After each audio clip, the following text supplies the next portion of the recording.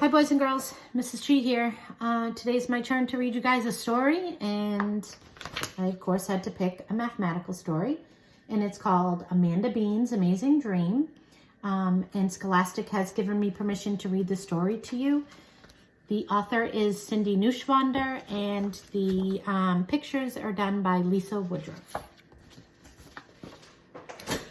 I am Amanda Bean, and I love math. I know all about counting. I'm very good at it. I can count by ones, twos, fives, and tens. I can add up anything. The kids at school call me Bean Counter. Hey, what are you counting, Bean Counter? They yell. Anything and everything, I yell back. I just like to know how many. I count every day, even when I'm on my way home from school. Now we're learning about multiplying. I understand many things about multiplying. I know that it's like adding lots of things quickly.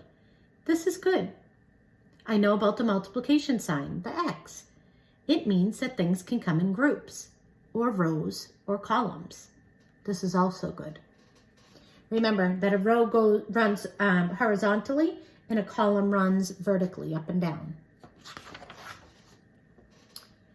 What I do not know are the multiplication facts. My teacher says it's important to learn these. I'm not so sure. I think I can just keep counting. I tell my teacher this. He agrees, but he says counting is a longer way to find the same answer. I think about this when I get home. I think about this as I eat a snack in our kitchen.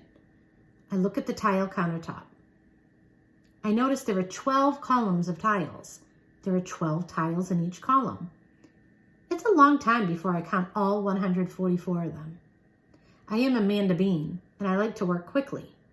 Maybe multiplying would be faster.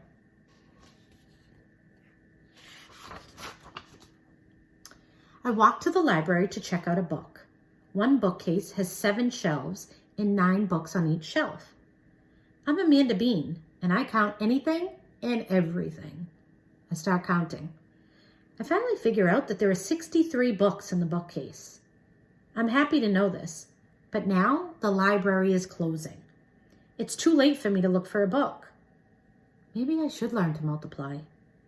Maybe it would make counting easier. See the clock, the analog clock? All right, I'm still thinking about this when I go to bed. I'm very tired, but my mind just will not quit thinking about numbers. Once, when I could not sleep, my mother told me to count sheep. I stayed awake all night counting them. The next morning, I had 6,727 sheep in my head. I do not think counting sheep is for me. Tonight, I will think about riding my bike. This is simple. There are only 2 wheels, 2 pedals, 1 seat, and 1 of me. I will imagine a quiet ride in the country, I whisper to myself. I can see the rolling hills, the big trees, and the green grass. This is relaxing, I say as I begin to nod off. I'm pedaling along a quiet back road. The sun is shining. A gentle breeze is brushing against my face. This is relaxing. Then I notice something. It looks like 8 bicycles with sheep on them. How many wheels is that? I wonder. I start counting, but the sheep whiz by so fast, I cannot count all the bicycle wheels. Wait! I yell. I'm Amanda Bean, and I count anything and everything. Boys and girls, feel free to press the pause button if you want to do the counting of the wheels or of the sheep. I decide to follow them. I have to know how many wheels have rolled by me.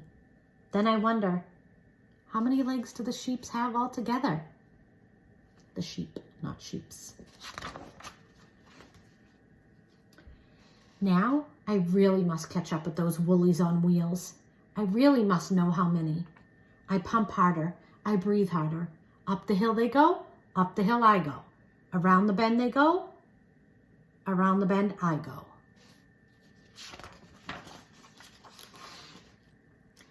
The sheep stop at a barn and get off their bikes. I get off my bike too. I do not stop to count the wheels. I follow the sheep. They go into the barn, I go in too. They reach into their fleecy pockets. Each sheep pulls out 5 balls of beautiful yarn. Oh no, I cry out. Now I must count the yarn too. I'm Amanda Bean and I count anything and everything. First it was wheels, then it was legs, now it's balls of yarn.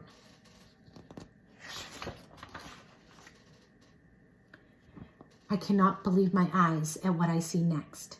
7 grandmas come marching in with 2 knitting needles each. They take the yarn from the sheep and start knitting sweaters. This dream is getting too crazy. Now I must add knitting needles to the list of things to count. And each sweater has 2 arms. Should I count them too? Boys and girls, you can also stop and you can talk about the math sentences or equations with somebody at home.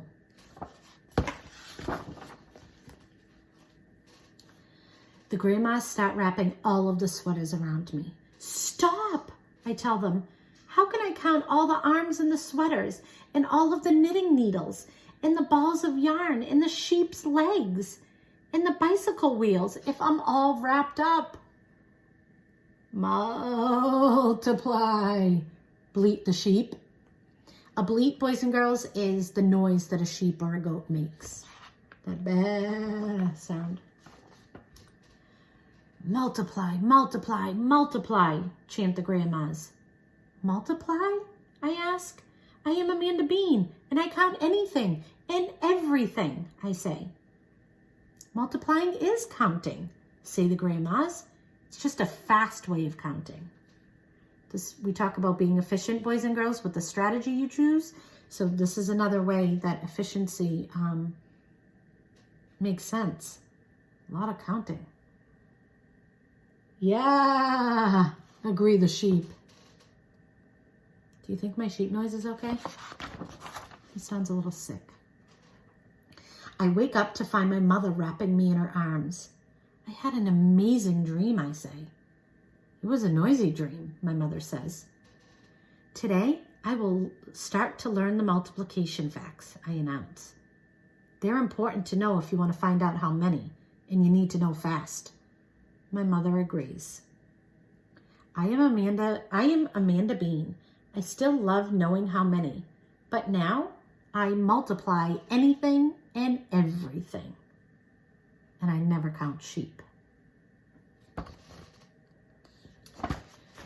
Okay, so that's my story, boys and girls. So if you are practicing your multiplication at home, you can find groups of things around your house. Figure out how many are in an egg carton or in a soda comes in 6 packs. Find things that are grouped together around your house.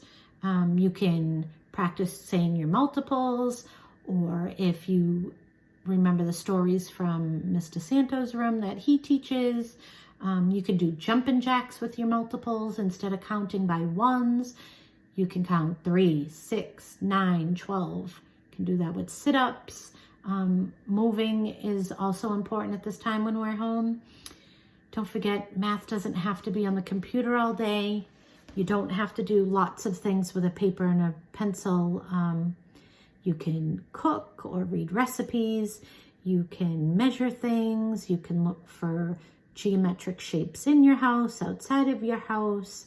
Compare how many windows your house has compared to the house across the street if you can see it. Just remember, it's important to grow your brain while you're not with us at school. But know that we miss you and we can't wait to see you. And we hope that you're all being healthy and trying to stay positive. Social distancing you might hear is 6 feet away. Have you thought about how many inches that is? You could figure that out too, or how many yards. Just look for the math all around you. And hopefully you'll keep that brain growing till we get back to school. All right, be well, be happy. Find something positive every day. And we'll see you back at the Arnone real soon. Bye.